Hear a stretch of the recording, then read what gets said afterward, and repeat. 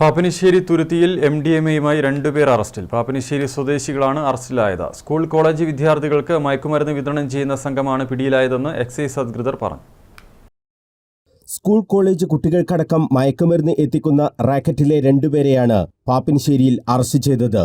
പാപ്പിനിശ്ശേരി തുരുത്തിയിൽ വെച്ചാണ് 6 ഗ്രാം MDMA-യുമായി രണ്ടുപേരെ അറസ്റ്റ് ചെയ്തത്. പാപ്പിനിശ്ശേരി മെർലിവയൽ സ്വദേശി KC ഷാഹിൽ, ഈന്തോട്ട് സ്വദേശി O വിഷ്ണു എന്നിവരെയാണ് അറസ്റ്റ് ചെയ്തത്. Pappinissery excise inspector P Santhosh കുമാറിന്റെ നേതൃത്വത്തിലായിരുന്നു മയക്കുമരുന്ന് വേട്ട. മാസങ്ങൾ നീണ്ട അന്വേഷണത്തിന് ശേഷമാണ് പ്രതികൾ വലയിലായത്. മുമ്പും പ്രതികൾക്കെതിരെ എക്സൈസ് കേസുകൾ ഉണ്ടായിരുന്നു.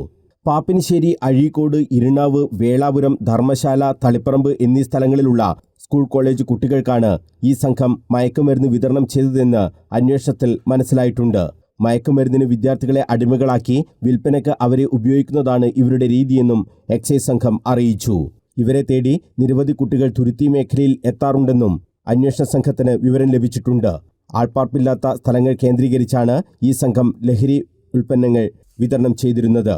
ഈ റാക്കറ്റിനു പിന്നിൽ കൂടുതൽ ആളുകളുണ്ടെന്നും എക്സൈസ് സംശയിക്കുന്നുണ്ട്. ഇവരുടെ ഫോൺ കേന്ദ്രീകരിച്ചും അന്വേഷണം നടക്കുന്നുണ്ടെന്ന് എക്സൈസ് ഉദ്യോഗസ്ഥർ പറഞ്ഞു.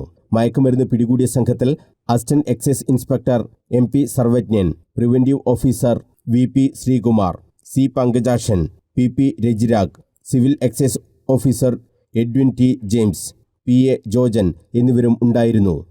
News bureau, Kannur.